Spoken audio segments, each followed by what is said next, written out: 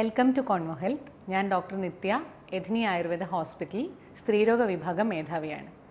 പ്രസവാനന്തര ശുശ്രൂഷ രംഗത്ത് വളരെയധികം അശാസ്ത്രീയമായ രീതികൾ പിന്തുടർന്നു പോരുന്നത് നമ്മളിന്ന് കാണുന്നുണ്ട്. ഇതിനൊക്കെ പ്രധാനമായ കാരണം ക്വാളിഫൈഡ് ആയിട്ടുള്ള ഡോക്ടർമാരെ അല്ലെങ്കിൽ ആയുർവേദ ഡോക്ടർമാരെ ആശ്രയിക്കാതെ ആയുർവേദ മരുന്ന് കടകളിലോ അല്ലെങ്കിൽ മെഡിക്കൽ ഷോപ്പുകളിലോ പോയി അവരുടെ നിർദ്ദേശപ്രകാരം മരുന്നുകൾ കഴിക്കുകയും അതുപോലെ പ്രസവാനന്തര ചികിത്സാ രീതികൾ അവരുടെ നിർദ്ദേശപ്രകാരം പിന്തുടർന്നു വരികയും ചെയ്യുന്നതാണ്.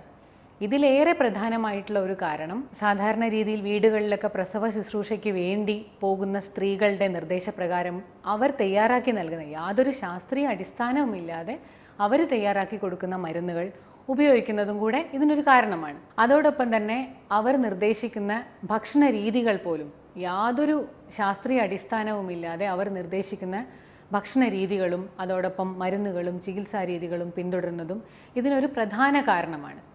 ഇതെല്ലാം പിന്തുടർന്ന് വന്ന് അവസാനം ആയുർവേദ ശാസ്ത്രത്തെ മൊത്തത്തിൽ കുറ്റപ്പെടുത്തുന്ന രീതിയിലേക്ക് വരെ ഈ ഒരു പ്രവണത എത്തി നിൽക്കുന്നുണ്ട്. എന്നാൽ ആയുർവേദ ശാസ്ത്രത്തിൽ പ്രസവാനന്തര ശുശ്രൂഷയെക്കുറിച്ച് വളരെ വിശദമായി പ്രതിപാദിച്ചിട്ടുണ്ട്. വളരെ ശാസ്ത്രീയമായ രീതിയിൽ വളരെ വിശദമായി തന്നെ ആയുർവേദ ശാസ്ത്രത്തിൽ പ്രസവാനന്തര ശുശ്രൂഷയെക്കുറിച്ച് പ്രതിപാദിച്ചിട്ടുണ്ട്. ഇത് ഓരോ ആൾക്കും വ്യത്യസ്തമാണ്. ഒരു രോഗിയുടെ ശാരീരിക പ്രകൃതി, ഒരു രോഗി താമസിക്കുന്ന ഭൂപ്രകൃതി, അതേപോലെ ആ സമയത്തുള്ള കാലാവസ്ഥയുടെ വ്യത്യാസങ്ങൾ എല്ലാം കണക്കിലെടുത്തുകൊണ്ടാണ് നമ്മളൊരു രോഗിക്ക് അല്ലെങ്കിൽ രോഗിക്കല്ല ഒരു പ്രസവാനന്തര ശുശ്രൂഷ എന്ന രീതിയിൽ മരുന്നുകൾ നിർദ്ദേശിക്കുന്നത്.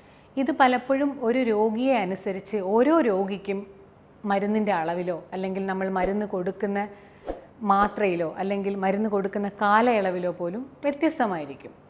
ഇതൊക്കെ ശരിക്കും ഒരു ക്വാളിഫൈഡ് ആയിട്ടുള്ള ഒരു ഡോക്ടറുടെ നിർദ്ദേശപ്രകാരം മാത്രമേ നമുക്ക് കൃത്യമായി യാതൊരു പാർശ്വഫലങ്ങളുമില്ലാതെ ഫോളോ ചെയ്യാൻ പറ്റുകയുള്ളൂ. പ്രസവാനന്തര ശുശ്രൂഷയിൽ നമ്മൾ ആദ്യത്തെ 3 മുതൽ 5 ദിവസം വരെയുള്ള കാലയളവിൽ മരുന്നുകൾ കൊടുക്കുന്നത് ഗർഭാശയ ശുദ്ധിക്ക് വേണ്ടിയിട്ടാണ്.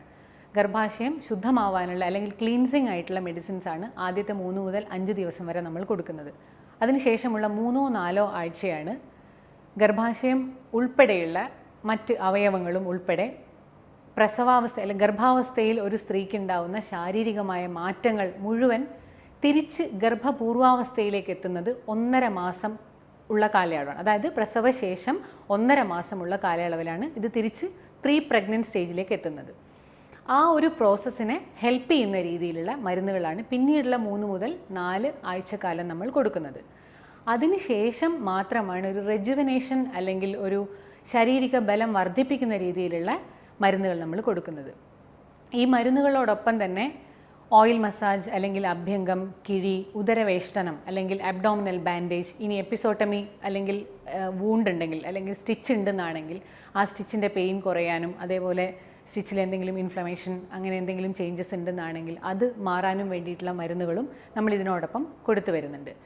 ഇതോടൊപ്പം തന്നെ എന്തെങ്കിലും ഒരു സ്തന്യ ദുഷ്ടി അല്ലെങ്കിൽ ഒരു മുലപ്പാലിന് എന്തെങ്കിലും പ്രശ്നങ്ങൾ അല്ലെങ്കിൽ മുലപ്പാൽ കുറയുക ഈ രീതിയിലുള്ള എന്തെങ്കിലും ബുദ്ധിമുട്ട് രോഗി പറയുകയാണെങ്കിൽ അതിന് വേണ്ടിയിട്ടുള്ള മരുന്നുകളും അതോടൊപ്പം പ്രത്യേക ഔഷധ കഞ്ഞികളും പ്രസവാനന്തര സമയത്ത് ആവശ്യമായ രീതിയിലുള്ള കലോറി ഉൾപ്പെടെയുള്ള ഭക്ഷണ രീതികളുമാണ് ശാസ്ത്രീയമായ രീതിയിൽ നമ്മൾ നിർദ്ദേശിക്കുന്നത്.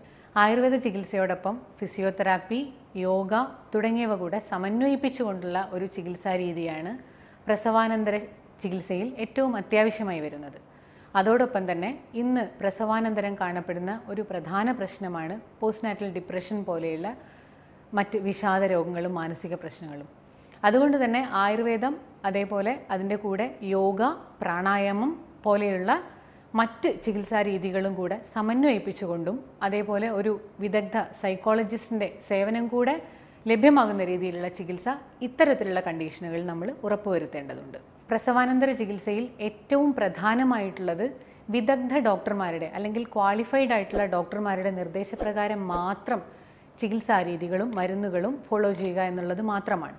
പ്രസവാനന്തര ശുശ്രൂഷയിൽ അശാസ്ത്രീയമായ രീതികൾ പിന്തുടരുന്നത് കാരണം അമിതവണ്ണം, അതേപോലെ മുലപ്പാലിലുണ്ടാവുന്ന പലതരം ദുഷ്ടികൾ കാരണം അല്ലെങ്കിൽ സ്തന്യദുഷ്ടികൾ കാരണം കുട്ടികൾക്കുണ്ടാവുന്ന അല്ലെങ്കിൽ ന്യൂബോൺ ബേബിക്കുണ്ടാവുന്ന ബുദ്ധിമുട്ടുകൾ തുടങ്ങി പല കാരണങ്ങൾക്കും അല്ലെങ്കിൽ പല പ്രശ്നങ്ങൾക്കും ഇത് വഴിതെളിയിക്കാറുണ്ട്.